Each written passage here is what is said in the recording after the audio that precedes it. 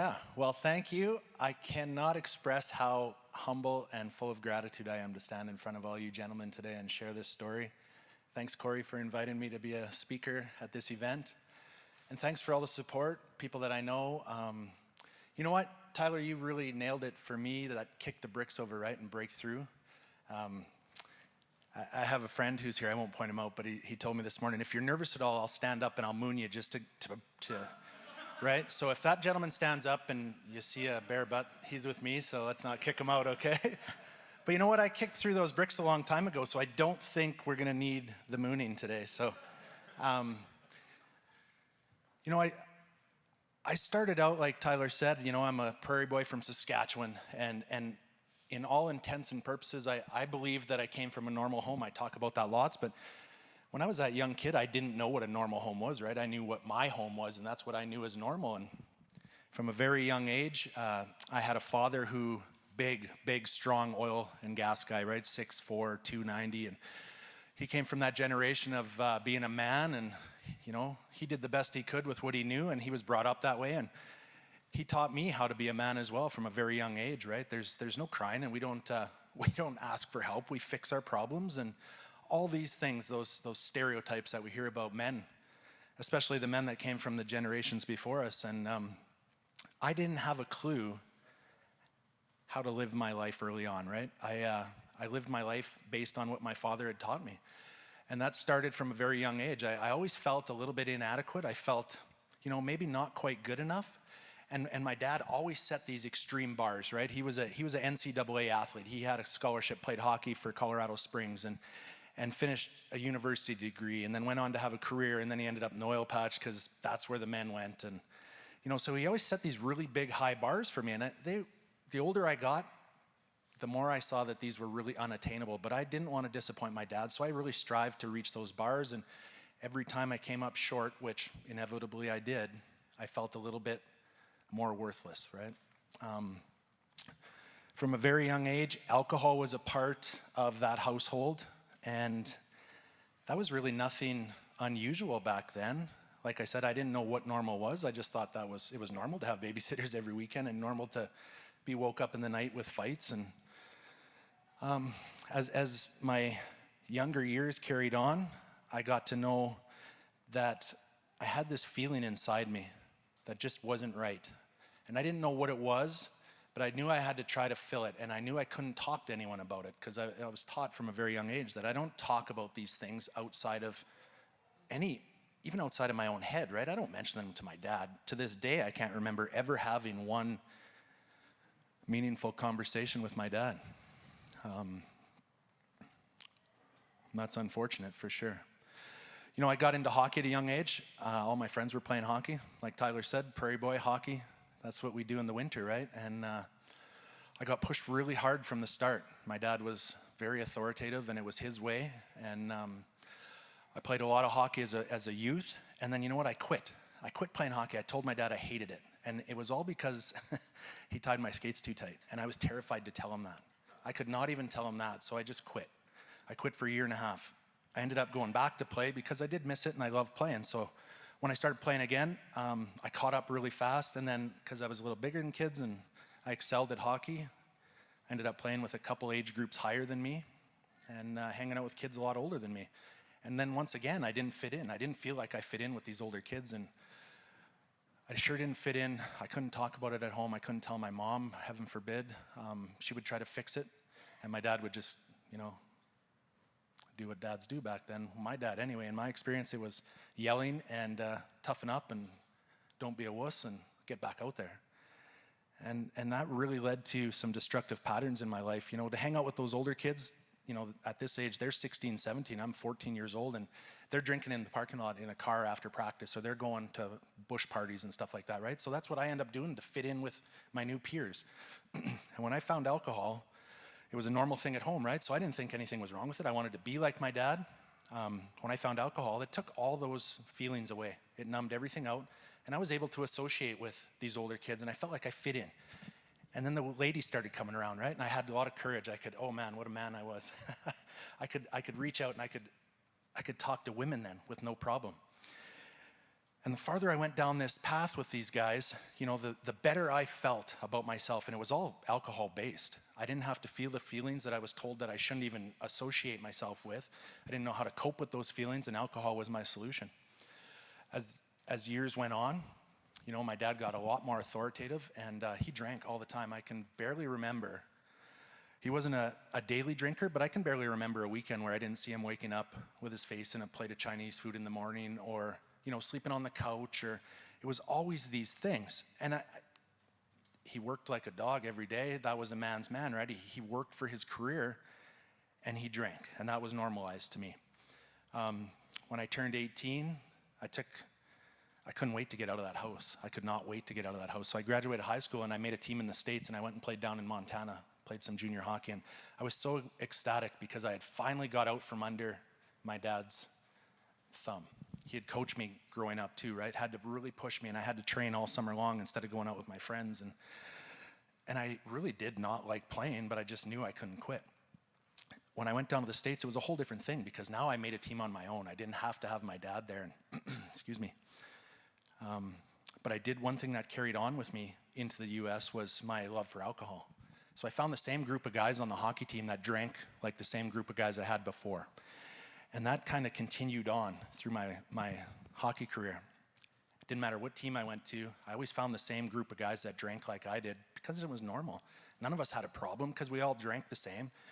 And nobody was going to point that out to me because, man, if he's got a problem, maybe I have a problem, and I'm good. So I'm not saying anything about that. And, along with that behavior came all the other behavior that comes with alcohol, adultery, and a lot of it. Lots of fighting, lots of aggression, lots of anger, lots of hangovers, lots of poor performance on the ice, and I just kept down this perpetual path of alcoholism. I finally went to university in the States, and not really for education. They had a hockey team, so I went for hockey, and drank my way right out of that university. 2.5 years later, I told my parents that I just was done, but it was because I drank too much, and my hockey career kind of went downhill, and I moved back to Saskatchewan. And at that time, when I got back to Saskatchewan, I'm just going to take a seat here because I got an old sore back, and that's what happens when you don't take care of yourself, being a man's man when you're younger. When I moved back to Saskatchewan, I had a girlfriend at that time, and she had become pregnant from another gentleman, and he took off. So I moved home and assumed that role as father. He was just being born. And that's what my dad had taught me, that, being a man, you step up, you do the right thing. You get a job, a big job, you get a big house. You get that white picket fence, you get a family, and that's success. You'll be successful, son. That's what you need to do. And up until, I'm 24 years old at that time, and up until 24, I didn't have any other real examples of what a man was and what success was, so that's what I was striving for. I moved back home, got right into the oil patch at 24, and that's what my dad had done. And it's kind of an odd situation because by this time I really didn't like my dad. But on the other side of that coin, I loved my dad, and I wanted to be just like him still. So, we'd fight during the day out in the oil patch. I started out in a crew truck and did some things out there and worked my way up the ladder as we went along and got married. And, as I increased my role at work, my income increased and my house increased, and that picture of success started to come around, right? I was on my second house. We had 2 boys by this time. And when I went to the oil patch, the alcohol was the common thread through my whole life. I found the exact group of guys that drank just like I did out in the oil patch. And I'm sure if anybody's got experience out there, you can probably pick out half a dozen of those guys. And those became my friends, right? And when I say friends, I use that term loosely. Those became my drinking buddies. We talked about the work at the bar, and we talked about the bar at work. And that's it. It was all superficial stuff: sports, bar, women, and who can drink more. 2006, I'd worked my way up to a number 2 in the oil patch on the pipeline. So the superintendent was my dad, number 2 was me. And I'd been out there long enough, and I had this huge ego, and I was ego-driven, and it's my way. He was the same guy, just 30 years older than me. So he'd come up and we'd fight lots about how we were going to do things. And by this time, I'd had enough experience and my ego had gotten big enough that I thought, I'm not going to listen to you anymore, right? We're going to get to the same place. It doesn't matter how we get there. So I remember on it's October 6th, 2006. And excuse me, my dad and I got in an argument that afternoon. And we were about an hour and a half, I'm from Swift Current, so we were an hour and a half north of town working. And without saying exactly what was said that day, we said our things to each other and he left. He was angry at me, and I was headed back into town that night about 6 o'clock, and we were an hour and a half north of town, like I said. And back then in those days, we had the truck-mounted phone here, right? Dating myself. So I remember his number coming up on the phone, and there was no way I was answering that. I was still angry. I was still full of hate and ego, and I still was upset that we couldn't do it my way, so I just pushed ignore on that phone. And about 15 minutes after that, I got another phone call saying there had been an accident up ahead on the highway, and there were a rainstorm had gone through, and it was like -4 or something, and he had hit ice and rolled his truck and died that day. And I come up on the scene. We were there way before the paramedics and the EMS and everyone else, and witnessed my dad passed away in his truck. And being that man's man, right? I thought for some reason I got to go tell my mom. It was such a bizarre thing. I think I look back now. So I race into town and I tell my mom this story, and it was very traumatic. So I went from one traumatic scene to another one, because now she's hitting me and yelling at me and telling me I'm a liar and why would I lie about stuff like this. And fast forward a couple days, we have a funeral, and instead of going to counseling and all these other things that were suggested to me, I was thinking, what would my dad do? He'd go back to work. So I didn't do anything. I didn't take time off. I definitely didn't go see a counselor. And I went back to work, and I just dove into work a lot harder than I ever had before. And along with that came more alcohol. I didn't, by this time I'm 33 years old, I think. And I didn't have a clue how to live my life without alcohol as my coping mechanism. And I wasn't, at this time I had this huge void in me still. I didn't think I was good enough. I was always trying to fill that void with all these things, right? As the salary increased, the house size increased, the cars increased, I had 5 TVs now, and all these materialistic things, and nothing seemed to be working. I just went from one thing to another, and women. And then I was 35 years old when I found hard drugs. I found cocaine. And that was amazing. I'm not gonna lie to you. It immediately eliminated all those feelings. Within seconds of using it, I was escaping every traumatic event, all the stuff in my mind, all the negative self-talk, the self-worth, all the loneliness. And I never thought I had a problem with it. This went on for 2-3 months, and I could use it sporadically when I was around the same group of guys, until it turned into me looking for it myself, and me buying it myself, and me lying to those same guys saying I didn't have any so I could use theirs and go use mine by myself. So addiction was really starting to take over in my life. And it wasn't until I got farther in my story when I look back, and I can see addiction was part of my life right from my early teens, probably even before I started drinking. I was an addict. But I'll fill those gaps in later. Within 3 years of using cocaine, I had become a full-blown cocaine addict and alcoholic. I wasn't really hiding the alcohol anymore. The cocaine I was still hiding. I was still functioning at work. I still had a manager's job in this oil and gas company, until things got really overwhelming. And one of the affairs I had came to light, and within a few days, I was trying to take my life. I couldn't face the stuff, all the debauchery and all the degradation. I couldn't face any of that stuff because I had painted this really illustrious picture on the outside, and I had the house, I had the family, I had a big job. Everybody thought I was happy, but behind that picture, I was so broken. But I couldn't tell anyone, and I couldn't ask for help, because that's just the value system I had installed from a very young age. So I tried to take my life. And within a couple of hours of attempting to take my life by suicide, I was found, and I was rushed to the hospital. I spent some time in the ICU. I spent some time in a psych ward, and off to private treatment I went. And at this point in my life, I knew I had to check those boxes. I still, this is the troubling part of mental health and any kind of mental illness and addiction, especially when you mix addiction in. I didn't think I had a problem still, right? It was everybody else was the problem. It's my life, it's my money, it's this, and that. I should be able to do what I want with it. So I'll go check these boxes off. I'll go to treatment. I'll work this program that they tell me to work. And when I came out of treatment, my job was there, my house was there, my wife was there. Everything was still there. Nothing had changed except somebody told me I had to remove drugs and alcohol from my life. And like I said earlier, alcohol was my solution. That really wasn't the problem. So when I had to stop using drugs and alcohol to save this picture that I had painted, that was my coping mechanism. And that's when things started to go really squirrely up here. And I still, like I said earlier, I still had that void in my chest. I still had that void in my life. I could be in a room just like today and feel all alone.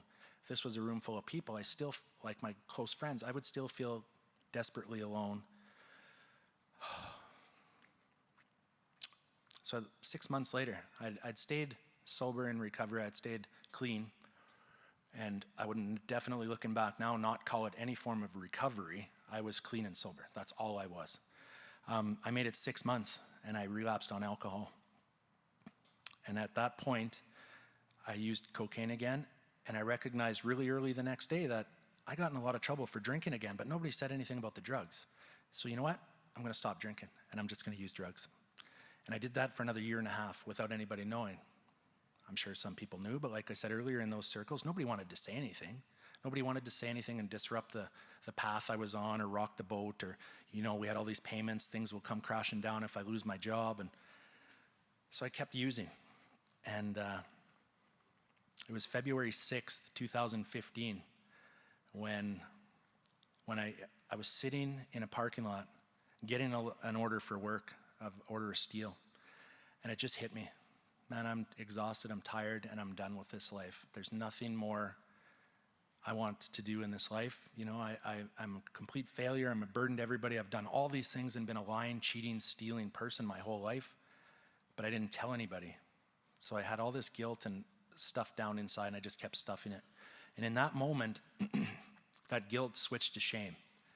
And I talk about this before, where once that guilt switched to shame, I started recognizing that I was the mistake. I hadn't made a bunch of mistakes. That's what the guilt had produced in my life. But when I switched to shame and thought, man, I'm the mistake, and the only way out is taking my life. And that whole day, I used drugs, I used alcohol, I left town, I went on a run for 3 days and stole the company truck. I did all these things, and I attempted to take my life on the Monday morning, because by that time, nothing had worked. I was still alive every morning, and I remember looking up and thinking, God, just help me check out of this life. And at that time, I was not spiritual. I had no experience with God. It wasn't part of our household at all growing up. I spent 14 hours that day, 2.5 hours north of my hometown, in a farmer's coulee in the middle of February, or the start of February. It was about 38 below. And when I got in that coulee, I remember thinking, man, this is it. Nobody can see me down here. This is where it's going to end. And I had enough cocaine and drugs, or alcohol and prescription drugs, to finish it. I was sure I did. I sat there for 14 hours, had the truck shut off, 38 below, drinking and using it, and praying to God that I would die that night. And it was about 4 a.m. in the morning. I remember taking my last few breaths. The entire evening is a blur, but one of the things I remember is the outside, it was pitch black. There was no stars, no lights anywhere. And I remember thinking, finally, the outside matches the inside. That's that moment where the complete darkness took over my life, and I was okay with giving my life away. It was an act of grace. I thought, I'm finally going to remove this burden from my family's life. My kids can mourn me at the funeral, and they'll go on. It's just the insanity of the mental illness I had and addiction.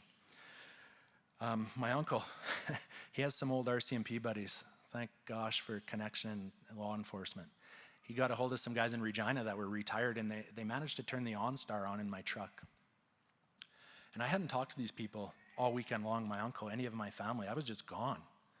And they found me that way and rushed me off to the hospital, and all the good things that come with something like that, the charcoal milkshake, and back in the psych ward, and a lot of black vomit. And it was 3 days into that before I recognized where I was. And I can remember laying in bed that night when I finally got my own room. Well, I call it my own room because the fellow on the other side of the curtain wasn't very talkative, and I remember laying there in the middle of the night praying to God that I wouldn't wake up the next morning, because everything I had fought to save at this time was now gone. My job was gone because I had stolen the truck and I had relapsed, and my wife was filing for divorce. All these things were gone, and I was praying to God still that I would die. I didn't die that night.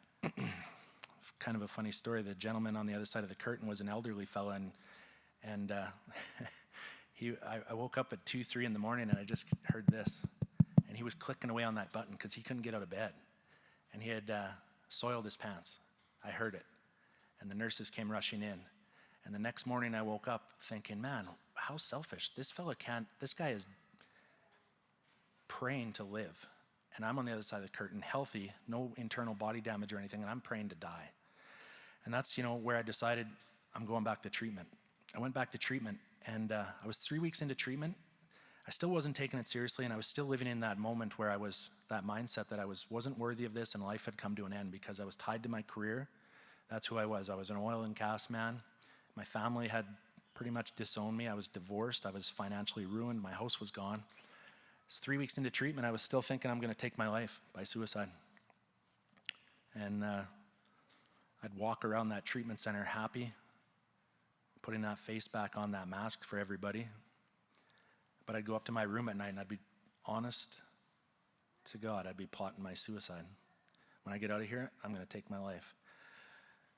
And there's lots of moments in my life now I look back and I can see where God was interacting in my life. And this was one of them. I met a counselor that next day who had been at that treatment center the whole time I was there, but I chose not to even pay attention to him. And he had lived experience. He had been down that path I was on, and he had 20 plus years in continuous recovery. And he had found spirituality, and he had eventually found God. And he pulled me to the side. And anybody who's had experience with counselors before, they're very professional and very therapeutic, and they build a relationship with you and all these things. But he pulled me to the side and he said, dude, if you want to keep BSing yourself, you're going to end up dead. When you're ready to do some work and get honest, come find me. And that was the first person in my life, the first male, who had actually spoke to me like that and called me on any of my stuff, had seen right through that mask I was putting up. So I went and found this guy. I won't say his name, but he lives in this community now. And he helped me find the importance of spirituality. He helped me find the importance of honesty, open-mindedness, willingness. And he helped me become introduced to a 12-step program. And I know a lot of people have heard of the 12-step programs. I won't specifically name them because it's programs of attraction, not promotion, right? So for me, when I got into that program, I really had to start looking at those 12 steps and figuring them out and seeing how those steps on that wall, how are they going to change my life? And the first 3 steps are all around spirituality and God. But in the program, they lay it out as the God of your understanding. It's not a religious program. They lay it out that way so that it's up to you to find something that works for you. As long as you find something that's greater than yourself, I recognize now that's the piece that I needed to get that ego out of my way and bring me a little bit of humility in my life, because my best thinking took me to suicide twice. Thinking I knew everything and how to handle it took me down the road of addiction, depression, suicide. So I became willing and open to trying anything, and that was one of his other suggestions. Become willing, and if you become willing, you'll become open-minded. And when you're open-minded and willing, you'll start experiencing new things. And I was like, this is such a foreign concept to me. I came through the first 40 years of my life, and I wasn't open-minded, I wasn't willing, and I sure wasn't honest. And I was not spiritual whatsoever. I thought, how is God, this thing I can't see or touch, going to impact my life? And as I went through that treatment center, I came across another individual who was in there. She had finished the program and was now back there doing service work. And she came to me and we got to know each other, and she helped me find spirituality. She helped me find, at this point in my journey, spirituality to me was the universe. It was nature. I really wasn't believing it was God yet. So that was my higher power at that time. This is 2015. She comes to me and she says, hey, when you get out of here, you've obviously blown your life up. You have nothing really to be accountable to out there. Your wife is divorced you, all these things. You don't have a job. She says, I'm planning a bicycle trip, and I just really want to connect with nature. I want to connect spiritually, and I'm going to ride my bike from Vancouver to Halifax. And I'm looking at her like, are you sure you're clean and sober? Like, who does that? Right? And the more I talked to her, I asked her, I said, do you have a bike? Not really. You must go to spin class? She's like, nope, been there once, hate it. I said, you realize this is like over 7,000 kilometers and you're gonna bicycle this? She said, I just believe this is my path and I believe I'm gonna get there. So, fast forward to June 1st, we now have 2 bikes. I decided to go, we buy 2 bikes. We load up all our bags that we put on our bikes. We head out to Vancouver and we start out the next morning without really even riding our bikes, fully loaded. We get out there on the road that morning and she gets off her bike crying, like, I can't do this. I'm like, it's a little late for that now. We got to figure this out. So we, being in the mindset of there's something out there greater than myself, we pray. I don't know what I'm praying to at this point, but I just pray. I know there's something out there. And at the end of that day, we're in Mission, BC. We made it to Mission. So, as we go along this bike trip, I was in it, I look back now, I was kind of in it for the wrong reasons. I was in it to a little bit of ego still. How many kilometers can we crush a day? How much social media presence can we have? All these things, right? And she's the opposite. She's like, I'm just gonna live in today. Just for today, we're gonna ride our bikes, and wherever we end up, we end up. And I thought, well, that is a crazy plan. How are we gonna get across Canada we had 85 days to do it, or 90 days. How are we gonna do that just without a plan? She said, I just believe we're gonna get there. And you know what? I look back now, and that bike trip taught me so many things. I remember thinking I had to control everything in my life up until then, and I thought I could control everything. And as I went across province by province by province, I recognized that, man, I don't control anything in my life except for where I ride this bicycle, how I pack these 4 bags, and other than that, everything else is up to something else greater than myself. I just have to believe that I'm gonna be safe today. And man, as we drove every day, and we started each morning with a prayer, and every day a new gift would show up. And every day, whether that gift was, a donation to our cause, because we decided we were gonna raise money for a private treatment center that we went to help somebody else that can't afford to go to this treatment center to get there. So, donations were coming in. We weren't getting hit by cars. We'd pray when we were going through BC and Western Alberta, we'd pray every day that we wouldn't see grizzly bears or anything, because I'd heard all the horror stories of that. But you know what, as we went along, things started to change in my mind. The focus of this bike trip really started to change for me, and it became, rather than how far can I ride today, or how much notoriety and stuff can we get on social media, let's put the phones away, let's stop on the side of the road, and let's talk to people. And as we went along, strangers started stopping us at rest stops, gas stations. They'd pull in because we had just this enormous, disgusting setup on my bike. I'd never ridden across Canada before, so I took everything I thought I would need, right? So I have 100 pounds worth of gear on my bike. And it was just the most bizarre situation when I see photos of it now, I'm like, that's crazy. But people would stop in, and instantly when we started talking to them about what we were doing, you could tell fairly soon if they were interested or they weren't interested. And the ones that were interested hung around for quite a while. And it was usually because they were dying to talk to somebody about how addiction or mental health was impacting their life, or a family member's life or something. And there was times where we sat on the side of the road for an hour and a half, 2 hours talking to people, and we just made it a priority to do that instead of make this campground.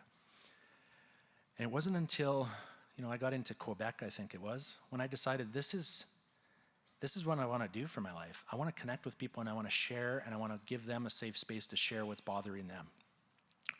I'm just going to back up to BC again, because that spiritual piece really started to grow as I went across the provinces. And I remember riding in BC, and I'm coming around one of the mountain passes. It was about 8:30 in the morning, and I had headphones in on light volume so I could hear traffic, and listening to meditation music. And I remember coming around the corner of this mountain, or this rounding the mountain, which took an hour and a half to round it, but the landscape, the view, and we're up in the clouds almost. And I remember never feeling closer to my dad, who was in heaven. And I remember just feeling this feeling of something washing over me, and this calmness and this peaceness, and being so grateful in that moment. And I thought, how many other people that are suffering with addiction, mental health issues, are riding a bike in the mountains of BC right now, listening to meditation music, connecting with, I thought it was my dad at that time. And I became just completely grateful. So that's one of the other things. The spiritual piece just built and built and built as I went across the country. And the control. And now the connection piece. So those were these three big things I learned from that bike trip. I'd never felt better in my life when those three things were starting to come together for me. I enrolled for school, 40 years old now, oil and gas guy for 20 years, had, $150,000 a year job or whatever it was, and I'm going back to college at 40 years old. I'm like, I think I can do this. And I prayed about it. I think I can do this. I became an addictions counselor. I went for 2.5 years to the college here in Medicine Hat, and that's how I ended up here. And I met a girl right out of school. I got my first job here with Canadian Mental Health. And I met another individual. These are where I start looking back, and I can see where God started putting people in my path. And this lady that I met, I instantly connected with her, and she was very like-minded and very connected spiritually and helping other people. And I got to know her really well, and that relationship turned into something that I wasn't looking for anybody in my life. I had taken 3 years of my life to work on me, because at that stage in my life, I was just trying to figure out me. I had nothing to offer anybody. I was a complete mess mentally still upstairs. I continued the 12-step program, and that is exactly where my spirituality came from at the start, and this belief in a higher power. When I met this lady in my life, that was another turning point in my life that really changed my life. Ended up, her folks live in Texas. So they came back in 2017 in November, and she asked if I want to go to church. They go to church. And I thought, well, I've never been to church other than a funeral and a wedding.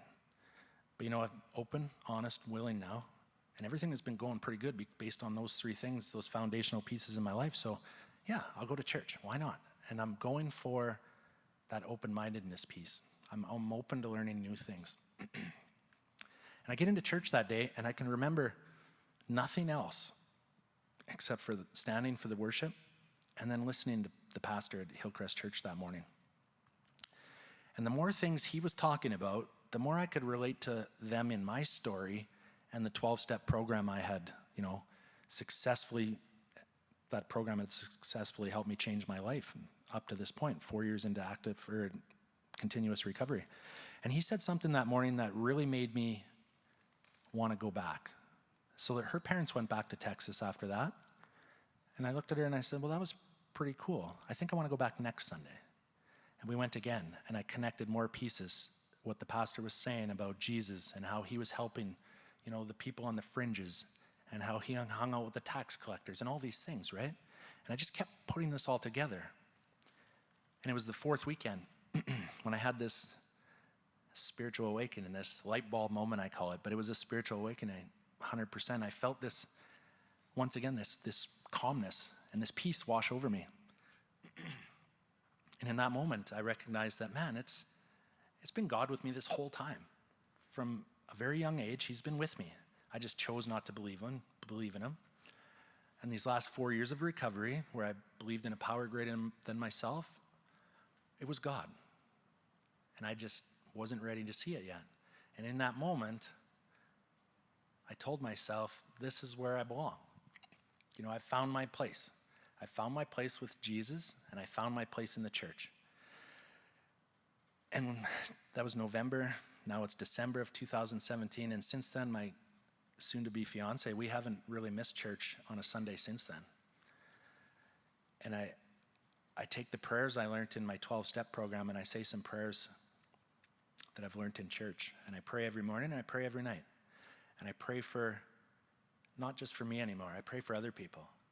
Because I lived my entire first 40 years of my life invested in me only. It was what I could get from people. What can I get from you, and you? And it was all ego-driven stuff. I just spent my whole life take. And now, after hearing some of the stuff that I had heard in church and knowing how good I felt by helping other people for nothing in return, just because it felt good to help people, I started going back to church. And I haven't missed, like I said. I pray every night, I pray every morning. And since I started doing that, COVID hit. And a lot of people had a really tough time during that stretch. And we experienced some tough times too, but we really poured our faith into Jesus Christ and we prayed a lot. And the gifts started happening. And I don't share these to say, hey, COVID didn't touch me. We had a great year. But because I firmly believe, because I prayed to God and because I started to be a Christian and I believe in God and I know that he's got a path set out for me, I just have to get out of my own way and believe in it and follow that path.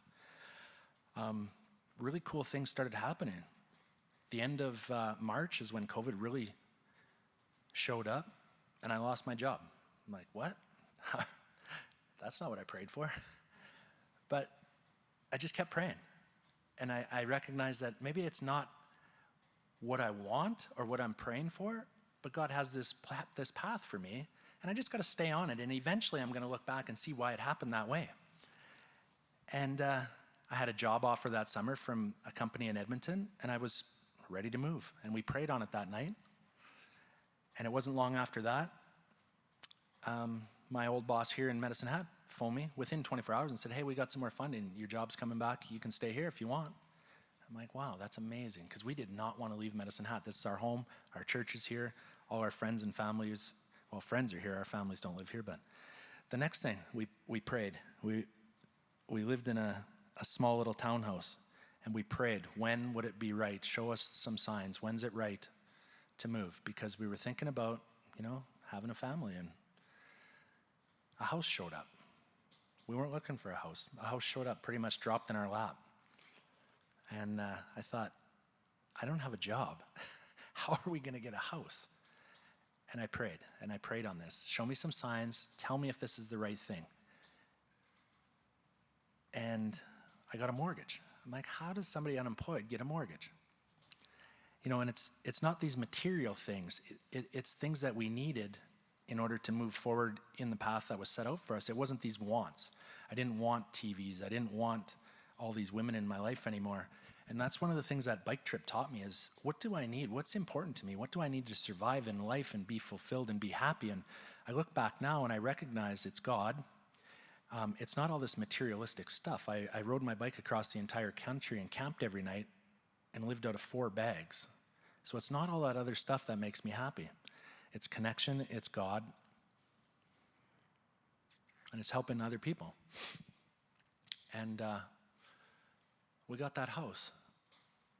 And then I had a few gentlemen come into my life here in Medicine Hat that we're all familiar with the suicide crisis and the cohort of suicides we had over the last year and a half. And I had a few gentlemen come into my life. And at this point, I'm thinking I'm living a very fulfilled life. God's in my life, he's leading me. And I meet these gentlemen and we come together and we discuss, what else can we do in this community? Because, we're all 3 of us are living our programs. We're all 12-step people. I'm a Christian, but what else can we do? There's still so many people out there suffering. And the common denominator in a lot of those people suffering is they all think they're alone and they're not telling anybody what their problems are because, well, I could resonate with a lot of their stories. I don't know any of these gentlemen, but I could sure resonate when I heard some of their pieces. And we decided we're going to start telling our stories in public. And up until that point, I had told my story in a few 12-step rooms in these places, right, a couple times during that bike trip, but never really in a huge public forum. So we thought, let's tell our stories and see if we can help anybody resonate with our stories and where we ended up before they get there. So we got on a podcast and we shared all 3 of our stories, and it was very well received for this podcast that let us come on. So then we decided, let's have our own podcast and let's start sharing these stories, and let's open the door to anyone else who's been through a dark spot in their life and is now doing really well and is willing to share their story. So we started this podcast, and we have 26 episodes, I think now, of boom, boom, boom, people who just are dying to share their story to help the next person. And meeting those 2 gentlemen that day, I believe God put us in that spot, crossed our paths at the correct time. And it took a community tragedy to bring us together. And I truly believe that was an act of God putting us together, because if we sit on our stories and we sit on our successes that we're having personally, I got thinking, like, that's something Jesus wouldn't do. You know, he's out there sharing and he's out there carrying his word and he's helping all these people every single day. And that's what really got me to buy into what is now our collective journey. And that's we started a not-for-profit. We have a lot of traction in the community. We have a lot of individuals who look at it the way we look at it. It's not about getting noticed. It's not about naming ourselves as co-founders. It's not about anything like that. We actually tried to stay anonymous for the longest time, but the cat got out of the bag. So it's not ego-driven. We run this entire not-for-profit on group conscience. There's no ego allowed. If any of us think that there's a little bit of ego showing up, we check with each other, and it's out. And I pray all the time for direction, for our not-for-profit, for our collective journey. And I pray all the time for God to put somebody in my path who needs to hear a message. And as we've come along, you know, we've been at this for 8 months now.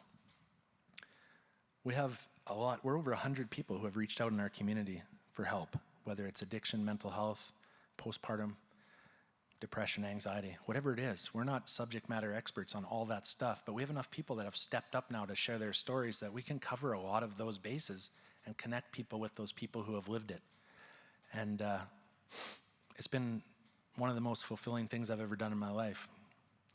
So all these things, I look back now through my life, all these things that have lined up for me and all these people that have crossed my path, I thought that was all coincidence back then.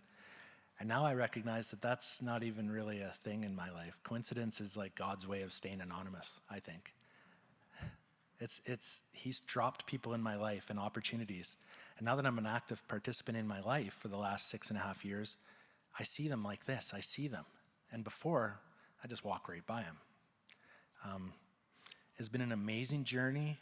You know, and since I found God and come into the church, there's been a lot of really cool individuals that have come across my path inside the walls of the church that I probably would have never met. One of them opened up the doors to his church and to their building for us to have our 12-step group in there, because we were kind of homeless for the last 1.5 years because of COVID. The other church we were in closed their doors and it never opened. So now we have a home in a new church, and it's never felt better to be in that building with that 12-step group, because that's part of my home as well. Individuals like that. And the list I could stay up here for hours talking about the gifts that God has put in front of me, and it's not something that I take for granted anymore. It's not something that I think, or it's not something that I know is coming my way. I just know that today, as long as I continue to do what God's put out in front of me, and I continue to say yes to the next right thing, and I know the gifts keep coming.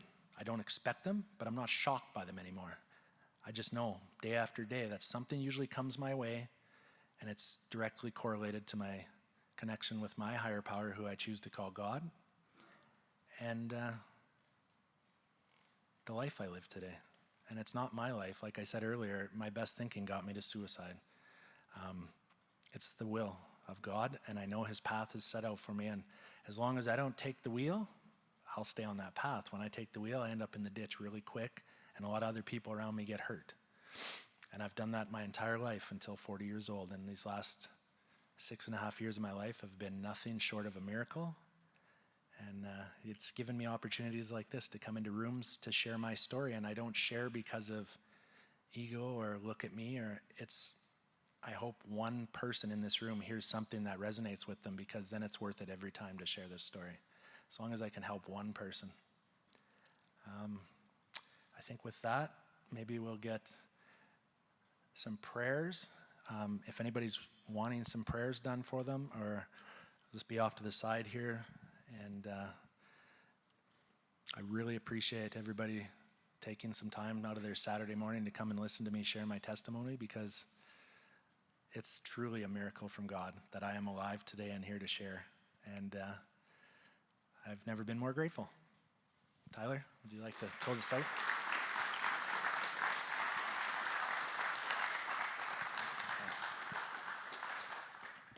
Yeah, so we wanted to make sure and have some prayer time, as Ryan mentioned. So we do have a couple guys, Ryan included, who will just kind of be up over here in the wing. If you want prayer for anything, if some of that story resonated with you, and like, I mean, I was talking with Ryan about this earlier. We kind of have this bad habit of creating a hierarchy of sin, which is worse and which is not so bad, right? But in God's eyes, sin is sin. He dealt with it as far as east is from the west. And he loves you, and the standard is Jesus. So try and create a hierarchy in your own life when the standard is Jesus. It doesn't work. So if you want prayer for anything, and I'm honestly thinking, like, if you're having trouble turning off Netflix, right? It's a thing in your life. You should probably spend more time in the Word, less time surfing, right? And that's just something you just haven't been, like, get some prayer, get some encouragement. You don't have to be sitting in a coolie in the middle of the night in February to need some prayer, to have some prayer be effective in your life. And there's no shame in the room. All God's stuff. So come up for prayer. If you want some prayer, it'll be here. We're going to start serving some food as well. And I just want to thank Great Hope Ranch and the Medicine Hat Businessmen's for helping provide stuff for lunch for us. It's going to be amazing. So with that, we'll just kick on some worship tunes, guys. And I'll maybe pray for the food and just open it up. Guys, come up for prayer, and we'll begin serving out some lunch, okay? Heavenly Father, we thank you, God, for this morning. We thank you for what was accomplished in the Spirit. God, we thank you for revelation. God, thank you for a message that, maybe we've heard like messages before, or testimonies like this before, God, but when revelation hits, it's different. It's all of a sudden the light bulb moment. God, thank you for your revelation. Father, I thank you for freedom. I thank you for the spirit of humility in the room. God, I thank you for the spirit of breakthrough in the room, the anointing for freedom in the room. And God, I just pray that you bless this food. God, bless the communion that we have together, Father, the conversations, the connections, the relationships here as we eat. In Jesus' name, amen.